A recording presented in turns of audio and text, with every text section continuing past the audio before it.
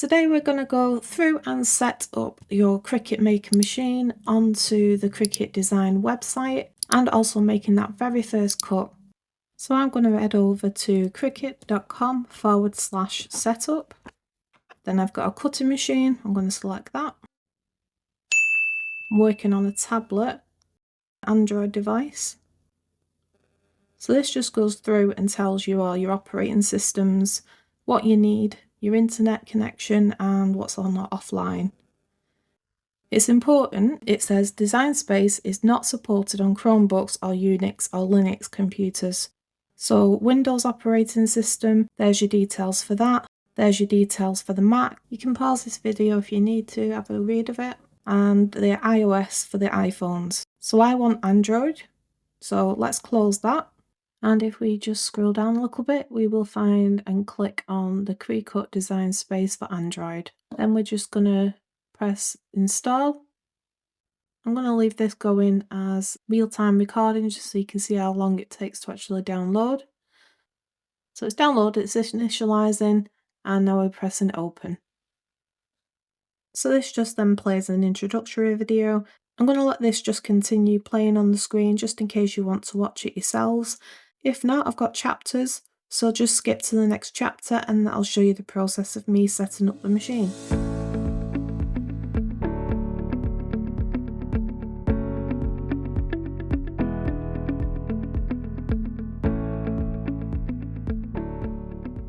So I'm going to press right here on machine setup and then that brings this sign up page up. We're going to click on create account and we're going to put our details in there.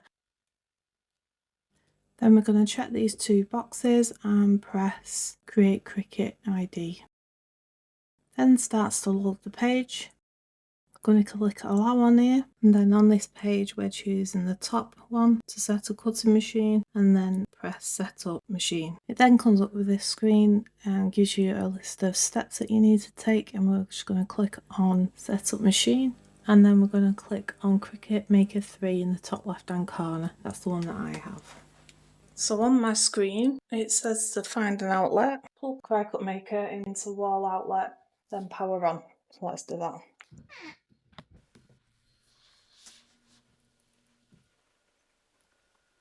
Quite cute that, isn't it? I'm sure you're supposed to set this out if you need to power it on. Doesn't tell you to do that, but I think it's good practice. And power on.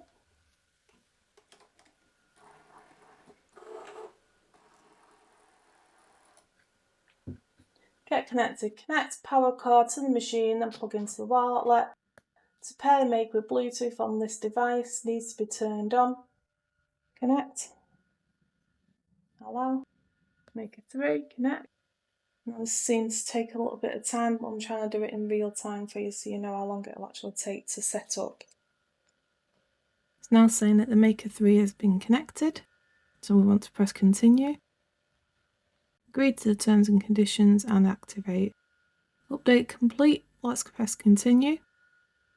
In this bit it says that you can start your free trial. I'm just going to click on that just to show you the prices, but I'm not going to actually join that as yet. I want to get to know the machine a bit better before I use their website to their full potential. Then it just goes through saying that we're going to be doing a test cut, make sure things are all lined up and follow the instructions on the screen. Grab the material from the envelope that came with your machine, insert the sheet under the white guides until it reaches the grey rollers. The machine will grasp, then measure the sheet. There's two little white things and they're the grey rollers. And that's it. Press flashing load, unload button.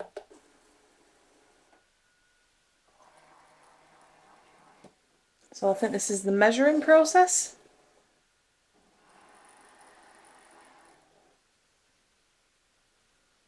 And it says then, when you're ready to start the cut, press the flashing go button.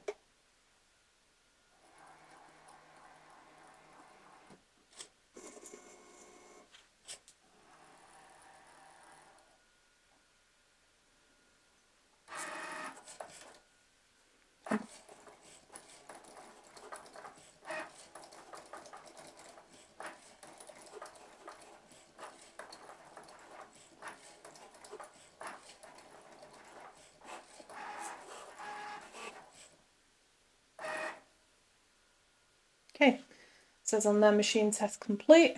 Press the flashing button. And it says you completed your first cut. To confirm clean cut, simply peel the vinyl decal from the liner. So I don't know how well you can see that. Try and get in some light. There you go. So you can see it's cut out that there. Now what I need to just peel. I might open the little accessory pack I got with it. So on the back, I always look for these things because I struggle with opening parcels and things. That's why I have my little doohickey. So you pull that in there, and then that should. That made it easy for a cooking company, I think. You could probably just peel this off, but my hands are not the best. So I thought it'd be a good idea to use the tools that have been provided. So you have some tweezers which look quite nice and really well built. And you just push them together. There's none of that pinching to get. It's open and close onto it, which I actually find a lot easier. Then we have this little scalpel thing, not scalpel, spatula. And then these are the weeders and the scissors. And yep, I was right, that was a little case that you put your scissors in, and then that allows you to hang it on hooks and etc. Just get it to it very quickly. Right, let's have a look how easy this is to do. Obviously when I do this I'm going to be sat at my desk doing it, so I won't have to do it mid-air.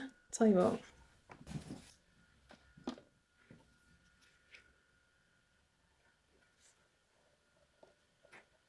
I'm not sure if I'm using the right thing for it, but there we go, we've started off.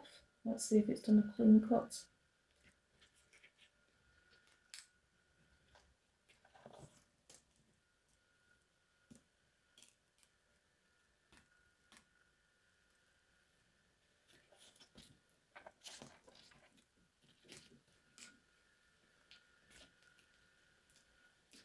Look at that. So you've got the outside of it as well that you could use if you didn't tear it like I did. If you're very careful with it and know what you're doing, you could use that actual outline for something else, and then you've got your little lettering set up for you. Okay, so we're going to continue on the next bit.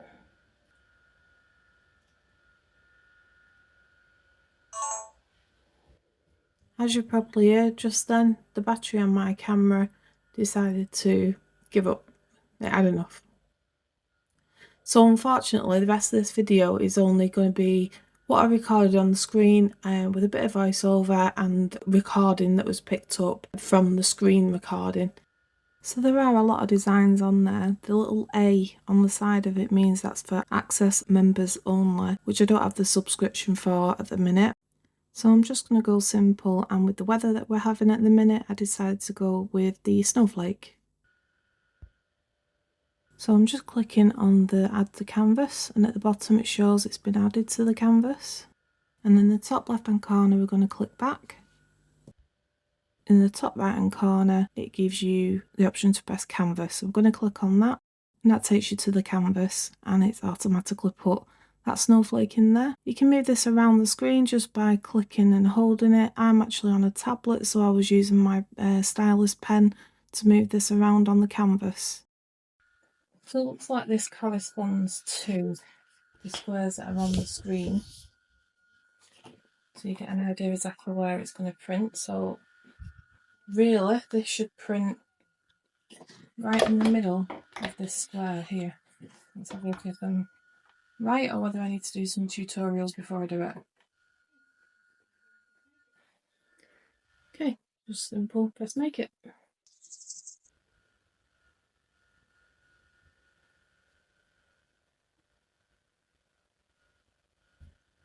I just don't want it printing over the Cricut one. Let's just see. No, I want you over here.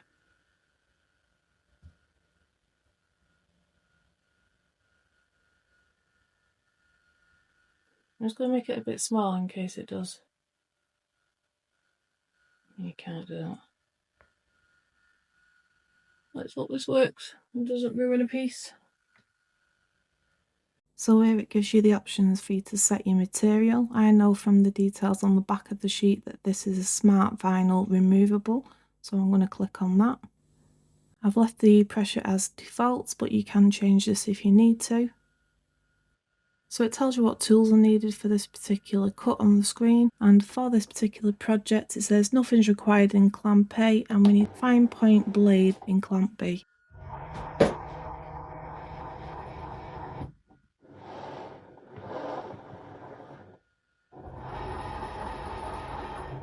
And then it says press go. Fingers crossed it puts it on the right side.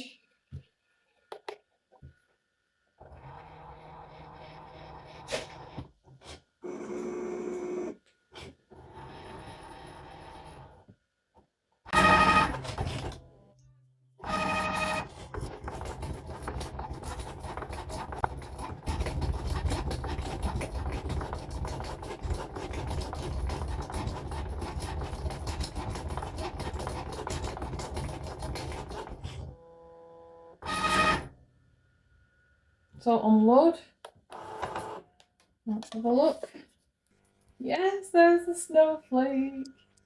So it wasn't till the end of that recording, as you could hear, that I didn't realise I didn't have the camera switched on to film the actual cutting process of this snowflake. So I just want to show you this, though I did actually cut it in the right place. Luckily the machine works, just my brain didn't. I pressed off instead of on for recording and didn't actually pick up the process. I didn't want to do it again. Just because I don't want to waste materials.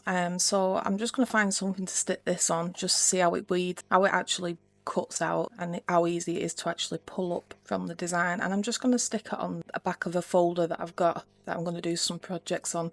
It'll just be a nice reminder that that's where I started off and give me an idea of what projects I can do next. I'll be covering that and more in my next video.